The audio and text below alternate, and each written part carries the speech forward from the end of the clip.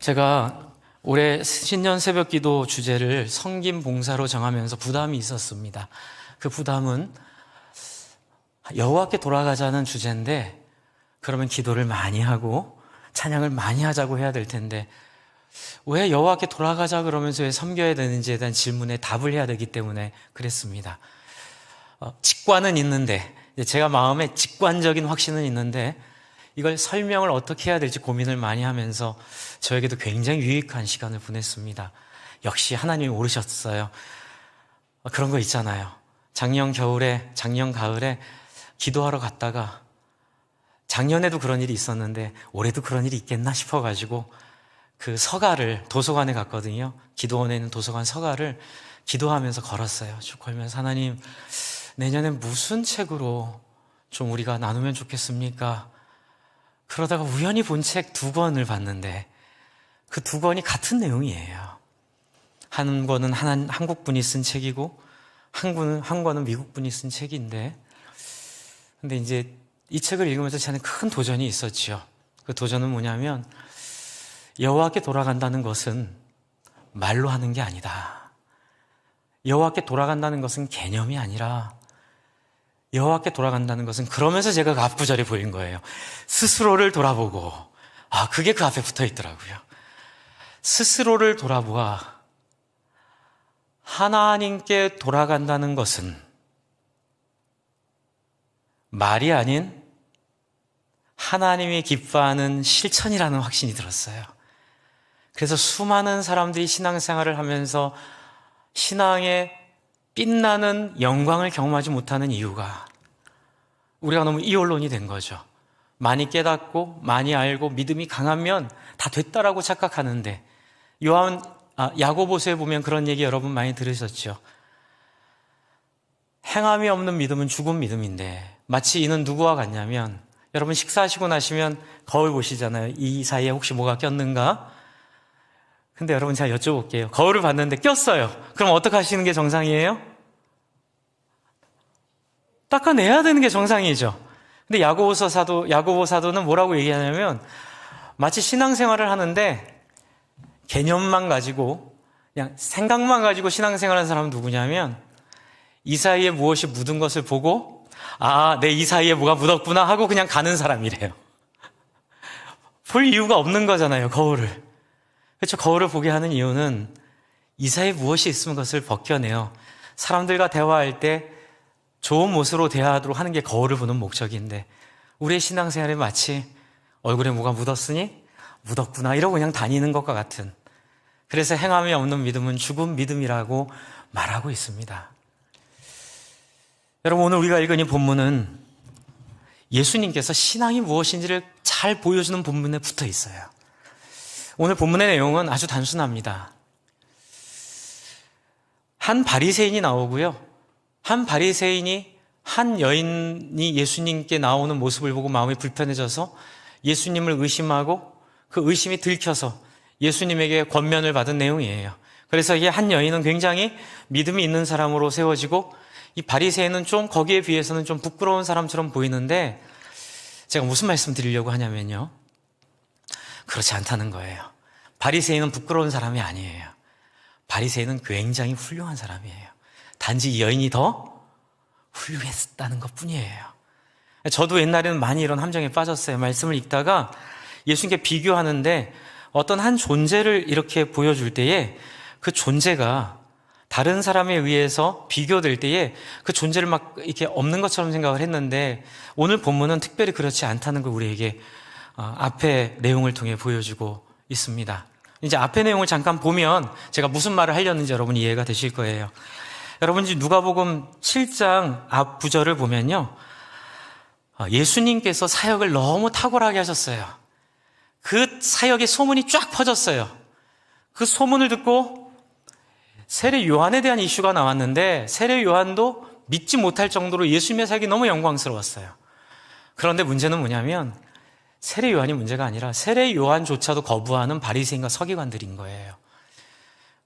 이제 무슨 얘기냐면요, 사람들이 많이 회복됐거든요. 제가 이제 이 이야기를 오늘 드리는 이유예요. 저희가 봉사와 섬김을 강조하는 이유는, 여호와께 돌아가자는 이유는 하나님의 소원을 맞추어 우리가 살아보자는 거예요. 하나님과 공감하자는 거예요. 그래서 여호와께 돌아가는 것은 다른 사람을 섬기고 봉사하는 건데 그 핵심에는 뭐가 있죠? 사람에 대한 하나님의 마음을 같이 공감하고 사람을 살린다는 마음이 있죠. 지금 예수님의 사역이 그런 사역이었어요. 그래서 제가 여러분이 봉사와 섬김의 자리로 나오면 올해 여러분 분명히 하나님 만날 줄로 믿습니다. 여러분 하나님 분명히 경험하실 거예요. 그런데 예수님은 이미 누가복음 7장 이전에 그런 모습을 수없이 많이 보여주셨어요. 제가 나중에 또 시간이 되면 설교를 드리겠지만 누가복음 5장에 있는 얘기도 있고 또 7장에 있는 5장부터 7장에 있는 얘기들 그 중에 7장 11절부터 17절에 있는 이야기는 저는 평생 잊을 수 없는 얘기예요. 왜냐하면 제가 전도사 사역하면서 갑자기 담임 목사님이 출타를 하셨는데 교회에 32살 청년이 죽었을 때 제가 전도사인데 아무도 없다고 제가 가서 장례 전부를 했거든요. 그때 떨면서 갈 때 하나님이 저에게 주신 말씀이 7장 11절부터 17절인데 제가 이 얘기를 왜 드리냐면 그때 너무 영광스러웠어요. 저도 울고 그 장례식에 있던 성도들도 다 울었던, 왜 그랬냐면 예수님의 모습이 너무 영광스러운 거예요. 나인성에 있는 한 과부가 있는데 과부에게 있던 한 외아들이 죽어버렸어요. 그런데 예수님이 외아들을 살리는 장면인데 울지 말라. 거기에 모든 성도들이 다 울고 저도 울었어요. 여러분 예수님의 이 마음 아세요? 우리의 마음을 아시고 우리의 심장을 아시고 예수님은 철저히 인간의 눈물과 아픔 가운데 관심을 가지고 사역하셨어요. 이 소문이 온 갈릴리와 유대에 쫙 퍼져 있었어요. 그래서 이러한 예수님의 마음에 공감하고 이런 예수님의 마음을 알아차린 사람들은 세례 요한에게 가서 세례를 받았어요. 그런데 문제가 누가 있냐면요, 이 바리새인과 연관되기 때문에 말씀드리는 거예요. 29절부터 한번 보세요. 제가 앞에 준비를 했습니다. 화면에 29절부터 내용을 잠깐 이해를 하셔야 돼요. 30절을 보시면 요한의 세례를 받지 않은 사람들이 있어요. 그렇죠? 30절 바리새인과 율법 교사들은 그의 세례를 받지 아니하므로 그들 자신을 위한 하나님의 뜻을 저버리느니라. 여러분 지금 예수님을 믿는다는 것이 무엇인지 여기서 보여주는데요. 29절을 제가 빼고 넣었지만 29절과 30절을 같이 묵상을 여러분 한번 해보세요. 모든 백성과 세리들은 어떻게 해요? 요한의 세례를 받았어요. 이 말은 뭐냐면 내가 아무리 사회 경험이 많고 내가 아무리 세상적으로 탁월하진 않죠. 세리니까. 돈이 많아도 예수님의 사역 앞에 겸손해져서 그 마음을 열고 마음을 내려놓는.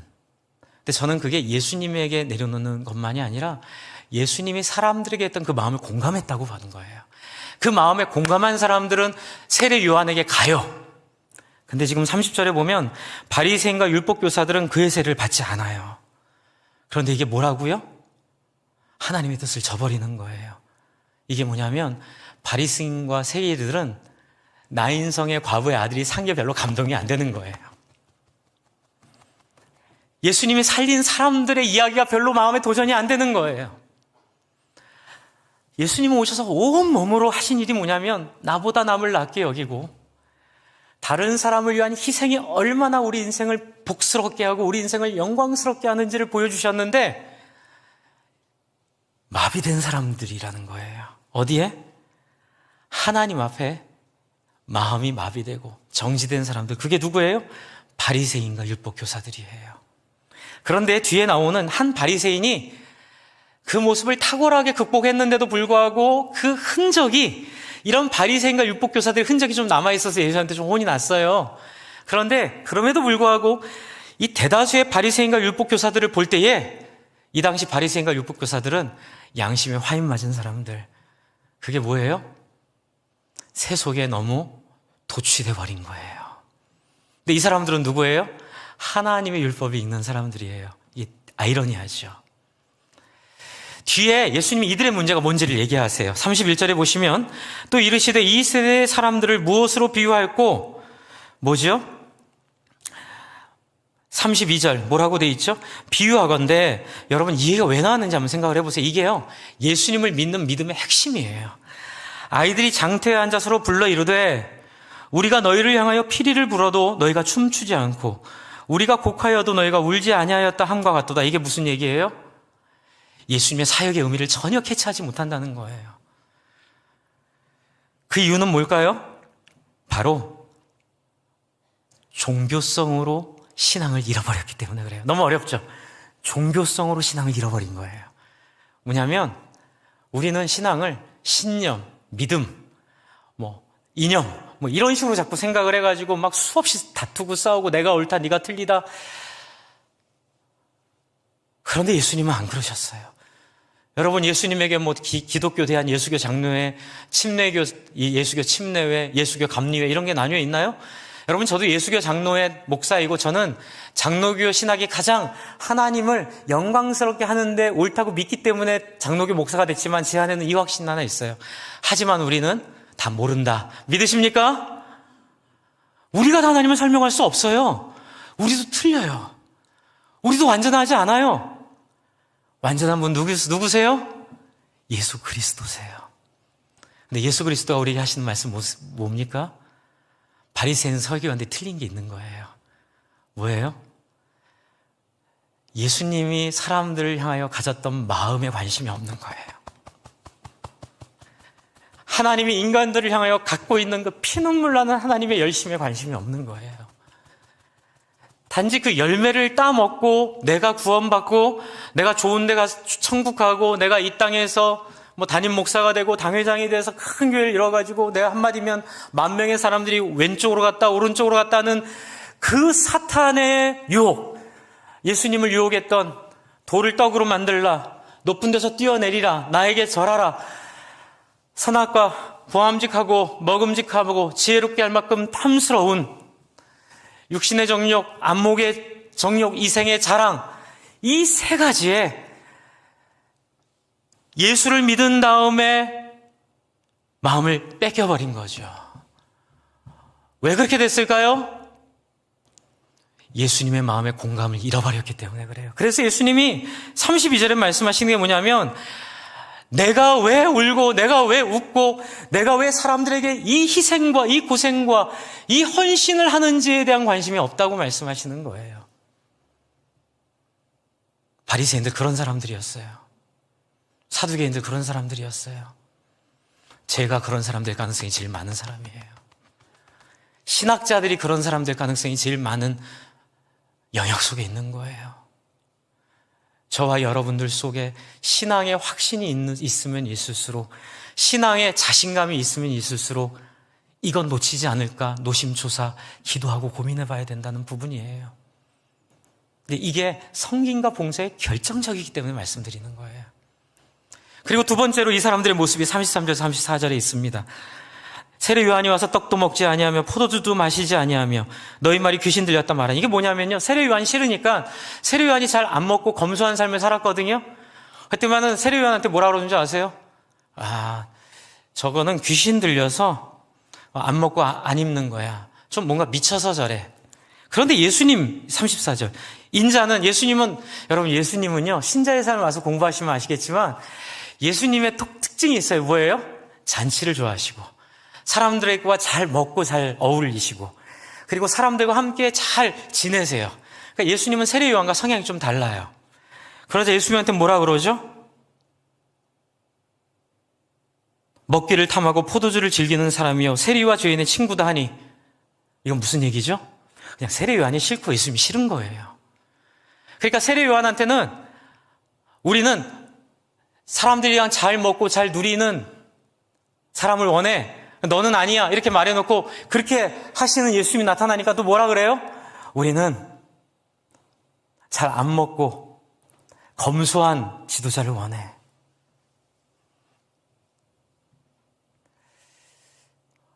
저는 목회자로 성도님들 섬길 때 이제 이게 인간의 속성이니까 그런 기대를 많이 느껴요. 우리 교회는 참 귀한 교회가, 제가 감사하는 건 뭐냐면, 제가 원로목사님 후임으로 왔지만 원로목사님 저에게 부담을 하나도 안 주세요. 그리고 또 저랑 신앙적으로 너무 일치하는 부분도 많고 너무나 훌륭한 분이세요. 또 우리 성도님들도 저에게 한 번도 그런 얘기 한 적 없으세요. 원로목사님이 이러셨는데. 그런데 다른 제 친구들은 너무 힘들어 하더라고요. 예.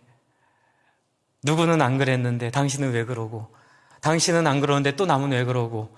그런데 이런 일들이 많아요. 여러분이 그리는 목회자상은 어떠세요? 저는 우리 교회 와서 우리 성도님들에게 목회자상을 요청받았을 때에 제가 막 머리가 너무 아팠어요. 왜냐하면 너무 상반된 목회자상들이 막 쏟아져 나오는 거예요.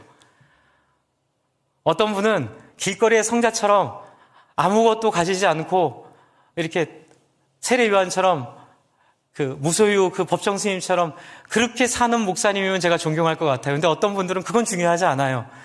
목사님 정말로 말씀을 따라서 하나님의 말씀으로 좀 목사님이 좀 이렇게 사택에서도 사시고 뭐 이렇게 좀 기본적으로 중간 정도는 사시는 게 전 맞다고 생각이 다 다르신 거예요. 그럼 제가 물어봤어요. 제가 여러분 잘 섬기려고요. 그럼 어떻게 옷을 바꿔 입을까요? 근데 그것도 아니시라는 거예요. 여러분 제가 이 말씀 왜 드리냐면 거기엔 답이 없다는 거예요. 여러분 거기에 빠지지 말라는 거예요. 내가 옛날에 은혜 받았던 목사님은 이랬어요. 여러분 그게 신앙의 관심이 아니에요. 저도 제가 은혜 받았던 분 3분 계시는데 3분의 특성이 다 틀리세요. 거기에 빠지면 신앙의 본질을 잃어버리는 거예요. 어디에 관심을 가지라고요? 예수님의 마음에 관심을 가지라고요. 네. 예수님의 은혜의 마음에 관심을 가지라고요. 그건 뭐예요? 여러분 키 큰 사람, 키 작은 목사, 뚱뚱한 목사, 홀쭉한 목사, 그렇죠? 성격도 다 제각각이에요. 그런데 이런 사람들 하나님이 한데 불러 모으셨잖아요. 성경도 마태, 마가, 누가, 요한 제각각 다 성격이 달라요. 또 그 안에 있는 제자들 제각각 스타일이 다 달라요. 그런데 스타일 하나하나 가지고 다 여러분의 신앙의 기준으로 삼으면 여러분 신앙 속의 길을 잃고 헤매기 딱 십상이고, 특별히 교회 역사가 한 200년, 300년 된 문화 속에서 많이 빠지는 오류이기도 해요. 주 안에 사랑하는 성도 여러분, 예수님 우리에게 뭐라고 말씀하시죠? 너희의 관심이 너희가 존경할 만한 어떤 외적 자격에 있으면 안 되고, 너희의 관심은 어디 있어야 된다? 내 마음에 있어야 된다. 사람을 사랑하는 법이 다 달라요. 어떤 사람은 외투를 벗어줌으로 사랑하는 경우도 있고요. 어떤 사람은 그를 위하여 기도해줌으로 사랑하는 방법도 있고요. 어떤 사람은 집에 초대해서 밥을 먹여서 사랑하는 방법도 있어요. 그런데 그게 불편해지면 어떤 일이 벌어질까요? 자기 방법을 고집하기 시작해요. 여러분, 봉사와 섬김의 길로 참 많은 은혜를 받았고 저도 기도하고 있어요. 우리 성도님들의 의욕이 너무 많이 지금 부어져서 제가 너무 기쁘고 너무 자신감이 넘치고, 자신감은 제 자신감이 아니고요, 하나님이 우리와 함께 하신다는 아까 전에 찬양했던 그런 부흥의 빛이 보이고 있어요. 그때 더 우리는 말씀을 따라 우리가 잘 깨달아야 될 부분이 이 부분이에요. 여러분, 나와 다른 사람을 잘 용납해 주셔야 돼요. 여러분의 인생에 결정적인 영향을 받았던 목사님과 제가 좀 달라도 어떻게 이렇게 생긴 거를 제가 제 얼굴을 바꿀 수는 없잖아요. 그러니 거기에 관심 가지시면 안 돼요. 재주도 없고 길도 아니고 방법도 아니에요. 뭐예요? 예수님의 마음이에요. 35절에 보면 이 35절 가지고 고민을 많이 했습니다. 예, 책도 많이 읽었고요. 헬라어도 보고 영어도 보고 많이 고민했는데 학자들 4명이 일치하는 의견을 주고 있어요. 지혜는 자기 모든 자녀로 인하여 옳담을 얻으리라. 여러분, 이 지혜는 하나님을 의미합니다. 하나님은 자기 모든 자녀로 인하여 옳담을 얻으니라. 이게 뭘까요? 예수님 당신을 의미해요. 보세요. 어떤 사람들은 예수님을 인정해요. 어떤 사람들은 예수님을 지지하지 않아요. 근데 놀랍게도 사회 지도층들이 예수님을 지지하지 않아요. 그러니까 사람들은 생각할 거예요. 대세가 예수한테 있지 않구나. 죄송한 표현 쓰겠습니다. 어디 상처받고 죄송합니다, 루저들만 예수한테 가는구나. 이렇게 그 사회 지도층들이 자신감을 가지고 예수를 마치, 그러니 우리한테 잘 보여야 예수 너의 사역이 펴질 거야, 이런 생각하고 있을 건데 예수님 뭐라 그러시죠? 천만의 말씀. 나에게 동의하느냐 아니냐에 따라 너희 운명이 결정되는 거야. 뭐예요? 예수님은 자기의 모든 자녀로 인하여 옳담을 얻으니라. 말이 꼬여 있는데 이거예요. 당신의 자녀들, 다운 사람들 분명히 하나님 주실 것이고, 그런 사람들을 통하여 이 바리새인과 서기관들을 극복할 뿐만이 아니라 바리새인과 서기관들을 부끄럽게 만들어 하나님의 영광스러운 나라를 이 땅에 이루어내실 것이니 바리새인 서기관들이여 걱정 붙들어매. 제가 교수님을 너무 사랑해서 쫓아다녔거든요. 제가 한번 말씀드렸죠. 너무너무 사랑했어요. 그런데 교수님이 저를 처음에는 막 이렇게 밀어내시더라고요. 이제 그러다가 포기하셨는지 한 6개월 쫓아다녔더니만 저한테 교수실 키를 주시면서, 그럼 네가, 교수실이 두 군데 있었어요. 서대문에 있었고 양평에 있었고, 내가 서대문에 없을 때는 네가 내 교수실에서 공부하라 그러면서 저한테 책을 생명의 말씀사에 가서 그 당시, 그렇죠, 1995년 당시 12만 원어치를 독일어, 영어, 그 다음에 신학 기본적인 책들을 12만 원이니까 이렇게 되더라고요. 두 손으로 메고 또 교수님도 하나 들고 해서 새 통을 갖고 와서 갖다 놨더니 이거 네 거다. 이 방에서 네가 내 제자 된다고 했으니 내가 너를 위해서, 그때 제가 너무 감동했어요. 목숨을 아끼지 않을 테니 너 이 책 다 떼어라. 그래서 제가요, 인생에서 그렇게 열심히 공부한 시절이 없어요. 제가 공부 안 했거든요. 제가 참 공부를 안 했는데 영어도 잘 못했어요. 그런데 그때 그 사랑이 너무 크고 은혜가 너무 커서 제가 하루에 4시간씩 기쁘게 자면서 영어를 한 장을 번역하기 위해서 단어를 찾고 단어에 연관된 구절을 찾고 구절을 외우고, 나중에 제가 울었어요. 교수님 앞에서. 교수님 너무 죄송해요. 제가 이렇게 사랑을 주셨는데, 다른 친구들은 일주일에 한 챕터가 나가는데 다른 친구 같았으면 저는 일주일에 한 장 나가는 거예요. 근데 교수님이 저를 위해서 기도해 주시더라고요. 하나님, 죄송한 표현 쓰겠습니다. 그 교수님 표현이에요. 저는 서울대학 나온 공부 잘하는 탁월한 제자를 기도했는데 하나님, 길거리에 버려진 돌멩이 같은 승준이를 주셨습니다. 하지만 하나님의 나라는 이런 길거리에 버려진 돌멩이 같은 자들을 들어서서 탁월한 자들, 지혜로운 자들, 잘났다 생각하는 자들을 부끄럽게 만드는 나라임을 믿습니다.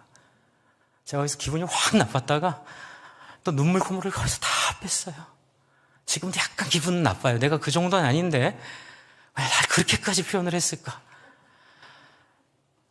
길거리에 버려진 돌멩이들, 여러분, 이런 사람들도 하나님의 마음을 만나면 새롭게 되는 세상을 이 땅에 알려주려고, 이 땅에 본 적도 없고 흔적도 없고 상상도 못했던 그 나라 보여주려고 예수님 오셨고, 여러분, 그 나라의 핵심이 뭐예요? 절 따라해 주세요. 다른 사람을 공감하는 나라. 바로 이거예요. 다른 사람을 공감하는 나라예요. 제가 정말 오랫동안 고민하고, 이게 결론은 아니지만 제가 중간 결론으로 갖고 있는 거예요. 제가 좋아하는 노래 중에, 근데 그 노래를 이제 어떤 대선 과정에서 어떤 후보께서 쓰셔가지고 제가 그 노래를 자유롭게 얘기를 못해요. 그런데 저는 그분이 쓰시기 전부터 그 노래를 너무너무 좋아했어요. 그건 바로 좋은 나라라는 노래예요. 당신과 내가 좋은 나라에서 만나면. 근데 제가 그 노래를 처음 들었을 때부터 많이 울은 이유가 뭐냐면 천국을 너무 잘 표현한 거예요. 하덕규 씨가 만든 당신과 내가 좋은 나라에서. 근데 그 나라 가사 중에 뭐가 있는 줄 아세요? 당신과 내가 좋은 나라에서 서로 만난다면 지나간 일들 말하지 않고 서로 보고 좋아서 웃기만 할 거예요. 여러분, 이 땅에서는 네가 오라니 내가 오라니 상처받았니 안 받았느니 막 서로 가운데 그렇게 싸우는데, 하나님의 나라는 어떤 나라일까요? 하나님의 나라는 서로를 공감하는 나라예요. 내가 너한테 상처받았으니 이거 해결해야 된다가 아니라, 하나님의 나라에서 우리가 천국에서, 전 천국 정말 가고 싶어요. 요즘 제 소원은요, 죄송합니다. 제 아내한테도 말했는데, 그렇다고 제가 죽겠다는 얘기는 아니에요. 근데 요즘에 사도 바울이 말하는, 내가 빨리 그 하나님의 나라를 가고 싶지만 그러나 내가 이곳에 당신들이 있다는 말이 요즘에 조금 이해되고 있어요. 저는 요즘 모르겠어요. 굉장히 하나님의 나라에 대한 소망이 있고요. 그리고 저는 이 땅이요, 훈련소 같아요. 저는 지금 내가 목회하고 이게요, 저는 천국 들어가기 위한 훈련소 같다는 생각이 들고요. 제 안에 소망은 뭐냐면 제가 훈련소에서 잘 배우고 제가 영적으로 잘 성숙해서 하나님 나라 가면 얼마나 그 나라를 잘 누릴까. 그 소망이 제 안에 지금 충만하게 하나님 부어주고 계세요. 그래서 일부에서는 빨리 죽더라도 좋으니 교회가 하나님 영광스러운 교회 되게 해달라는 마음을 전했는데 혹시 오해할까봐 제가 말씀드렸는데 제가 나 이렇게 할 거야가 아니라 정말 그 나라 소원해요. 여러분 예수님이 우리에게 보여주시는 이 나라는 어떤 나라예요? 하나님에게 공감하는 그 공감은 바로 예수님이 누가복음 7장 이전에 다른 사람들은 다 돈 있는 사람, 잘 사는 사람에 관심이 있는데 예수님 관심은 어디 있어요? 나 인성에 모든 걸 다 잃어버린 그 과부. 그런데 아들마저 죽어버린 그 과부. 누가 신경이 났어요? 아무에게도 힘을 줄 수 없는 그 과부에게 관심을 갖고 그 과부를 만나 그 과부의 아이를 살려주며 울지 마라 라고 말씀하셨던 전무후무한, 그죠? 이 땅에서 그런 사람 어디 있겠습니까? 여러분 지금 36절에 있는 이 한 바리새인이 바로 그걸 본 거예요. 저는 이 바리새인 너무너무 귀해요. 제가 천국 가면 이 바리새인 막 찾아갈 거예요. 그리고 칭찬해 줄 거예요. 어떻게 그렇게 할 수 있었냐고. 이건 무슨 의미인 줄 아세요? 이제 많은 분들이 그런 얘기예요. 목사님, 우리가 어떻게든 살든 입으로 시인하면 우리가 구원받는다고 하셨잖아요. 아멘. 입으로 시인하면 구원받습니다. 아멘. 그렇죠? 근데 여러분 그 배경 아세요? 입으로 시인한다는 배경? 그 로마의 배경을 아세요? 히틀러가 그 로마의 인사를 너무 좋아했대요. 그거 갖다 썼대요. 그게 뭐냐면 하일 히틀러. 하이가 아니라 하일. 그거는 로마에 쓰던 인사법이에요. 뭐냐면 하일 시저. 뭐예요? 시저가 그리스도입니다. 시저가 주인입니다. 시저가 왕입니다. 시저가 구세주입니다. 이 고백이에요. 근데 사도 바울이만 너희가 입으로 시인하면 그 말은 뭐예요? 사람들이 하일 시저 하는데 거기다 뭐라 그러는 거예요? 하일 예수. 시저가 그리스도 이렇게 말하는 사람들에게 그 나사렛 나인성의 과부를 불쌍히 여기시고 나에게 어떤 이해관계가 있는 사람들이 아니라 그냥 인생 자체를 긍휼히 여기고 그들을 살리기 위해 자기의 전 인생을 던진 그 나사렛의 예수가 우리의 구세주입니다. 여러분 그랬을 때 어떻게 됐을까요? 공직에서 다 쫓겨나고 그래서 카타콤으로 들어가는 거예요. 여러분 우리가 입으로 시인한다는 게 그렇게 단순하게 그냥 뉴욕 가고 싶은 마음처럼 천국 가고 싶은 마음에서 고백하는 그런 고백이 아니에요. 우리의 천국은 예수의 정신에 동의하고 합의하여 정말 그 마음을 공감하여 예수가 한 것이 옳았다라고 인정하고 예수가 부활한 것이 나도 부활할 것을 믿는 사람으로서 그리고 예수가 우리에게 부탁하신 그러므로 너희는 가서 모든 족속으로 제자를 삼아 아버지와 아들과 성령의 이름으로 세례를 주라 하신 그 말씀에 기꺼이 따르기로 길을 나선 자 그분이 그리스도 예수를 믿는 신앙인입니다. 저는 이것을 말씀드리고 싶은 거예요. 36절 이 한 바리새인이 어떻게 해요? 예수께 자기와 함께 잡수시기를 청하니 놀라운 헌신이에요. 아마 이 바리새인은요 포기했을 겁니다. 앞으로 자기 인생이 이 유대 사회에서 더 나은 자리로 갈 것을 포기했을 거예요. 그만큼 예수가 소중했어요. 이 바리새인은 왕따를 각오한 거예요. 이 바리새인은 이 조직으로부터 더 이상 대접받을 수 없게 돼요.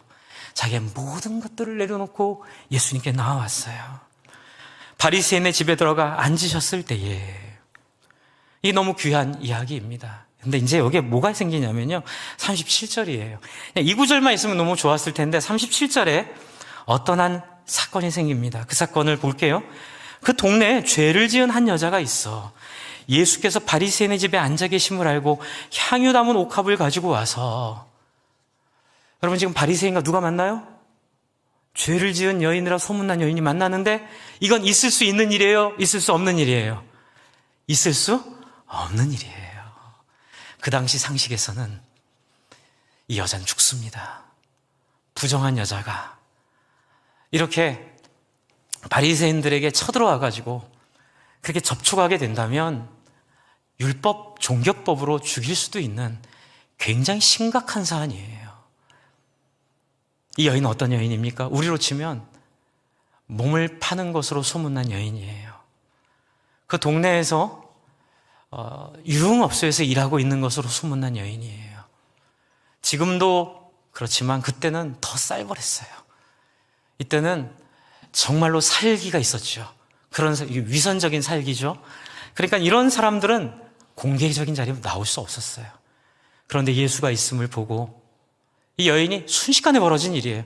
그 당시 유대인의 가옥 구조는 문이 열려 있었고, 왜냐하면 건조하고 더운 지방이기 때문에 열려 있었고, 그리고 유대인들 식사법은 이렇게 엎드려가지고 상반신을 굽혀서 지금 아랍 사람들 하듯이 바닥에 앉아 동그란 접시를 놓고 거기에 이렇게 뭔가를 기대고 이렇게 먹는, 그걸 서로 간에 친밀함으로 여기는. 그래서 예수님 발이 뒤로 가 있었어요. 근데 순식간에 여자가 들어와서 그냥 발 잡고 우는 거예요. 그런데 이 바리새인의 공감이 여기까지 미치지 못한 거예요. 그만큼 예수님의 공감은 우리의 상상을 뛰어넘는다는 거죠. 그래서 봉사를 할 때에 여러분 많은 분들이 봉사에 나서실 겁니다. 그런데 서로가 봉사에 나설 때에 서로의 문화가 다르고 서로의 사회적 배경이 다르고 서로의 가치관이 다를 거예요. 그래서 우리가 이 바리새인과 여인이 만난 것처럼 우리도 서로 간에 만날 수 있어요. 하지만 우리 안에 있는 한 우리는 다 소중한 사람들이란 말씀을 드리려고 제가 이렇게 바리새인 얘기를 드린 거예요. 그걸 전제로 만났어요. 그때 39절에 바리새인이 어떻게 하죠? 39절 보세요. 예수를 청한 바리새인이 그것을 보고 마음에 이르되 뭐라고 합니까? 이 사람이 만일 선지자라면 자기를 만지는 이 여자가 누구며 어떠한 자 곧 죄인인 줄을 알았으리라 하거늘.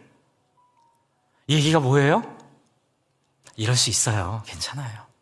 배워가는 과정이에요. 예수님 의심하는 거예요. 예수님 의심하는 거예요. 예. 저는 여기서 목회를 배워요. 전 예수님의 마음이 이런 것까지 포함하는 거죠. 근데 어떤 의심인 줄 아세요? 이 여자 예수랑 만났었나? 이 여자 예수랑 무슨 관계가 있나? 그렇지 않고요. 어떻게 예수가 이 여인을 오면 딱 알잖아요. 그렇죠? 뭐야! 하면서 이렇게 발로 탁 쳐내야 되는 게 정상인데 어떻게 감히 내 발에 손을 대? 이게 이제 유대인들의 상식이에요. 불결하니까, 죄인이니까 만지면 안 돼요. 근데 예수님이 가만히 계시는 거예요. 제가 옛날에 어떤 그 신학 강좌 가서 이 본문을 그 신학자께서 리얼하게 설명한 게 아직도 뇌리에 강하게 남아 있어요. 의심이었다고요. 맞아요. 의심이에요. 그러니까 우리는, 여러분, 우리의 신앙이 그렇잖아요. 제가 어제도 소유리 문답을 좀 공부를 했거든요. 재밌더라고요. 저 요즘 소유리 문답 너무 재밌게 보고 있는데, 우리가 예수님 만나기 전에는 죄를 질 수밖에 없는 죄인이지만 예수님 만나고 나서는 우리의 죽었던 자유의지가 살아나서 우리가 죄를 안 질 수도 있는 자유가 생긴 거예요. 그게 여러분 우리의 신앙 고백입니다. 예수 믿는다면 예수를 안 질 수 있는 자유가 있지만 그런데도 우리는 60대 40으로 재밌게 표현했어요. 우리 선배들이 60은 죄를 안 짓는 삶으로 40은 그래도 연약해서 죄를 짓는 삶으로 그렇게 살아간다는 거죠. 저는 거기서 깨달음을 얻었어요. 야, 60대 40이 거꾸로가 아니구나. 60이 죄를 짓는 게 아니라 60은 죄를 안 짓는, 40은 죄를 짓는 연약함으로, 만약 이게 51대 49로 바뀌면 그건 예수 믿는 게 아닐 수도 있겠다. 근데 여러분 오해하지 마세요. 어떻게 하면 돼요? 그는 미쁘시고 의로우사 우리 죄를 사하시며 우리를 모든 불의에서 깨끗게 하실 분에게 나가면 되는 거죠. 네, 그 말씀들 드렸으니까 여러분 아실 거라 믿고요. 39절에 아직 연약한 모습이 나오는 거예요. 우리 예수 믿어도 이런 연약한 모습이 있을 수 있어요. 그런데 예수님이 거기서 네가 감히 나를 어떻게 알고 뛰쳐나가지 않으셨어요. 저는 이게 목회라는 생각을 해요.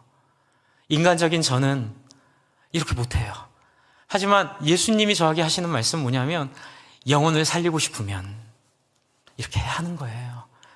그게 죽는 거예요. 저한테 하나님 물었어요. 너 교회를 위해 목숨 바치겠다고 하니? 그러면 참아야 된다. 그리고 품어야 된다. 그리고 네가 낮아져야 된다. 그게 진짜 나를 위해 죽는 거지. 제일 쉬운 건 탁 순교하는 거라고 하나님이 저한테 마음을 많이 주셨어요. 제일 쉬운 건 그냥 총구 앞에 제 몸을 던지는 거래요. 제일 어려운 건 뭐예요? 손양원 목사님처럼 내 아들을 죽인 그 원수를 품는 게 제일 어려운 거예요. 여러분, 예수님은 40절에 저는 여기서 좀 울컥했어요. 예수께서 대답하여 이르시되 시몬아, 여러분, 시몬아가 시몬아 이걸까요? 아니면 시몬아 이걸까요? 저는 옛날에 시몬아 이걸 줄 알았어요. 근데 말씀을 계속 묵상하다 보니까 이거예요. 시몬아 이거예요. 시몬아, 내가 내게 이를 말이 있다. 여러분, 얼마나 이 간접적이고 부드러워요. 그렇죠?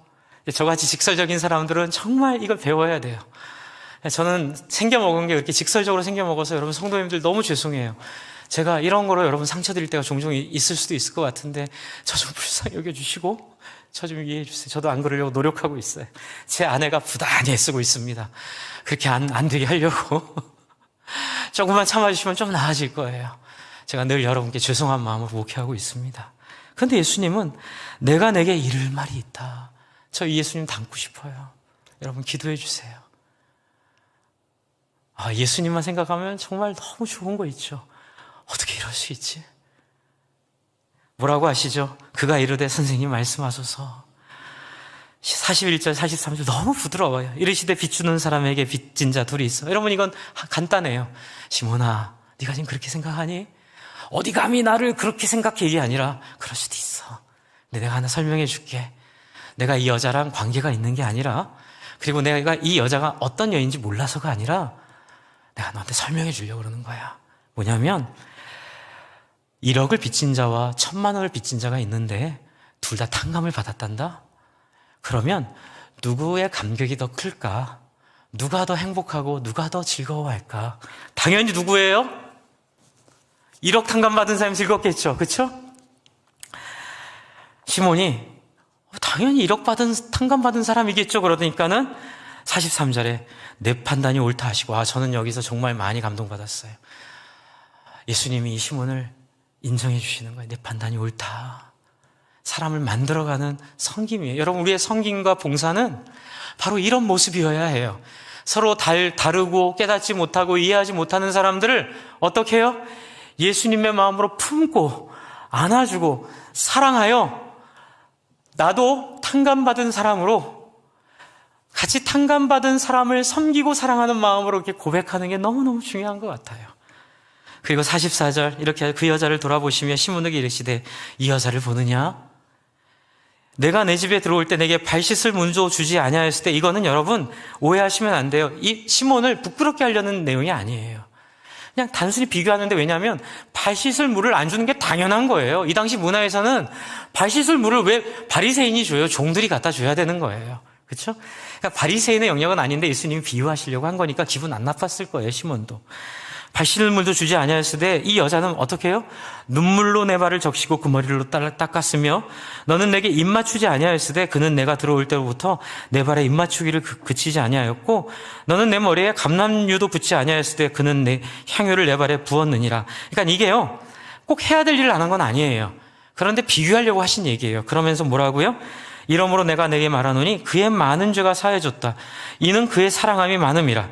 사함을 받은 일이 적은 자는 적게 사랑하느니라. 이건 뭐냐면요, 예수님이 자기의 인생을 걸고 자기에게 온 바리새인의 부족함을 교정시켜 주시고 품어주시고 격려해 주셔서 어떻게 이 여인을 이해하도록 인도하시는 거예요. 할렐루야. 저는 여기서 목회를 배우는 거예요. 그리고 여러분, 우리 섬김과 봉사의 자리로 나오는 모든 여러분이 함께 배워야 할 부분이에요. 뭐예요? 서로를 소중히 여기는 거예요. 서로를 귀하게 여기는 거예요. 여러분, 요즘 시대에 누가 교회를 섬기려고 해요? 근데 여러분, 저는 우리 교회가 너무너무 영광스러워요. 제가 이제 교회 비교하는 건 아니에요. 용서해 주세요. 하지만 저 목회자니까 많은 교회 형편을 듣는데 우리 성도님들이 얼마나 헌신적이고 얼마나 뜨겁고 얼마나 열정적인지를 제가 계속 하나님께 너무 어떻게 내가 이런 교회에서 사역할 수 있게 됐지, 너무 감격스러운 거예요. 그렇습니다. 여러분, 여러분의 그 열심에, 여러분의 이 특별 새벽기도 동안 여러분이 결정하시고 각오하셨던 그 다짐에 꼭 이 부분을 채우셔야 됩니다. 어떤 부분이요? 서로의 섬김을 존중하는 교회로 만들어간다는 사실, 좀 나와 다른 사람의 모습을 보고 그걸 불편해야 마음이 생길 수 있어요. 저도 그럴 때 있어요. 그런데 그걸 예수님의 마음을 한번 돌아서 생각해 볼 수 있는 지혜. 그렇죠. 이거는 이제 제가 먼저 이제 교회 이제 책임자니까 제가 먼저 많이 기도하고 깨닫고 우리 장로님들과 함께 이 부분을 많이 이렇게 우리가 준비해야 될 부분인데, 여러분들도 여러분의 섬김의 자리에서 이런 모습으로 사람들을 섬겨주시기를 바랍니다. 우리가 한때는 이렇게 못할 때도 있어요. 근데 하나님 뭐라고 안 하세요. 왜요? 우리는 완성되어 갈 거예요. 우리는 바뀔 거예요. 저는 그것만 생각하면 너무 기뻐요. 우리는 바뀔 수밖에 없어요. 저는 제 은퇴가 너무 기다려지고, 저는 제 죽음 직전이 너무 기대가 돼요. 얼마나 내가 영광스럽게 하나님 나를 소망할까? 내가 얼마나 영광스럽게 변해 있을까? 내가 얼마나 영광스럽게 새롭게 돼 있을까? 주 안에 사랑하는 성도 여러분, 그래서 제가 하나 좀 나누고 싶어서, 우리 광수 이야기 아시죠? 광수 이야기. 2018년 돌아온 광수라는 그 기사에 나온 내용을 제가 좀 읽어드리고 여러분 이야기를 마치려고 합니다. 그 전에 이 만화를 하나 보세요. 만화 한번 보여주세요. 네, 만화. 광수 이야기라고 해요. 되게 오래된 만화예요. 이 만화는 처음에 광수 씨가 이렇게 만화를 그릴 때 우리 소위 말하는 센세이션을 일으켰던 만화 중에 하나인데요. 설명을 드리면, 아십니까? 저는 압정입니다. 둥근 머리에 날카로운 몸을 지니고 있어 저에게 상처 입은 사람이 참으로 많습니다. 그런데 뒤에는 뭐라고 써 있냐면요. 그런데 제가 언제부턴가 누군가의 가슴에 날카로운 몸을 받고는 그대들에게 둥글고 선한 얼굴만 보이고 있습니다. 아십니까? 저는 날카로운 몸을 지닌 압정입니다. 제 날카로운 몸을 자신의 가슴에 꽂은 채 살아가는 울 엄니가 없었다면 아직도 많은 사람 상처 입히고 살 압정 같은 놈일 것입니다. 사랑한다는 말 외에는 아무것도 해드린 것이 없는 제가 믿습니다. 이제 엄마를 생각한 마음이거든요. 근데 이제 이 만화가 참 저는 인상이 남았는데, 이제 은퇴를 했다가 다시 2018년에 돌아오시면서 그 엄니가 치매에 걸린 거예요. 이제 어머니에 대한 얘기를 이렇게 하고 있어요. 저는 압정 같은 사람이었어요. 온전한 모습을 드러내면 사람들에게 상처 입히는데, 엄마가 자신의 몸에 저를 꽂고 있어서 다른 사람 안 다치게 했죠. 엄마가 아니었으면 건달처럼 살았을 거예요. 유도와 권투를 해서 호전적인 데다가 자기 감정을 잘 안 감추고 살다 보니 잡음이 많이 생겼거든요. 엄마가 안 계셨으면 사람 노릇 못했을 거예요. 부모님이 젊으셨을 때 저는 나밖에 몰랐어요. 지금 오늘 하루도 무탈했으면 하는 생각이 간절해요. 아무 일 없는 날이 얼마나 소중한지 알게 됐죠. 엄마 뵈러 병원에 자주 가요. 비록 나를 못 알아보시지만 엄마가 아프신 후 화냈던 세상에 스위치를 내리고 불이 꺼진 느낌이에요. 여러분 다 공감하시죠? 엄마가 나를 품지 않았으면 우리는 날카로운 핀 사람들 받고 다녔을 거예요. 저는 엄마가 없잖아요. 저도 많이 생각을 했어요. 하나님, 근데 저 깨달으시는 거예요. 우리 장로님들이 엄마같이 저의 날카로움을 품고 계시고, 제 아내가 제 날카로움을 품고 있고, 그래서 우리 성도님들이 저를 볼 때는 둥글둥글 보이지만 그 밑에서는 제 뾰족하고 날카롭고 참 성숙하지 못한 부분들을 참 품고 계시는 분들을 나에게 주셨구나. 저는 참 이 말씀을 준비하면서 얼마나 감격했는지 몰라요. 우리 성도님들이 저를 품어주시고, 우리 성도님들이 저를 이해해 주시고, 저를 안아주시는 그 사랑이 결국 제가 잘해서가 아니라, 결국 제가 능력이 있어서가 아니라 이 하나님의 사랑에 공감하시는 그 사랑이었구나라는 개인적인 간증이 생기더라고요. 감사합니다. 특별히 우리 장로님들 너무 감사해요. 제가 장로님들 생각을 하면 참 많이 감격이 와요. 우리 성도님들 감사합니다. 그리고 부탁드립니다. 저도 누군가에게 이런 마음이 되겠습니다.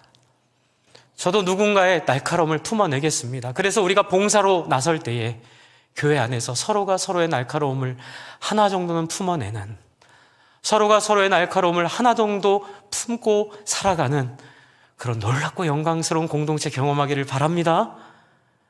우리 이거 위해서 기도할까요? 하나님, 저를 품어주시고 저를 사랑해 주시고 저를 안아주시는 그 은혜를 따라 저도 누군가를 품고 누군가를 사랑하는 이 사람을 향한 예수님의 마음에 공감하는 인생 되기를 바랍니다. 이렇게 우리 함께 기도하면서 하나님 앞에 나아가도록 하겠습니다. 같이 기도하겠습니다.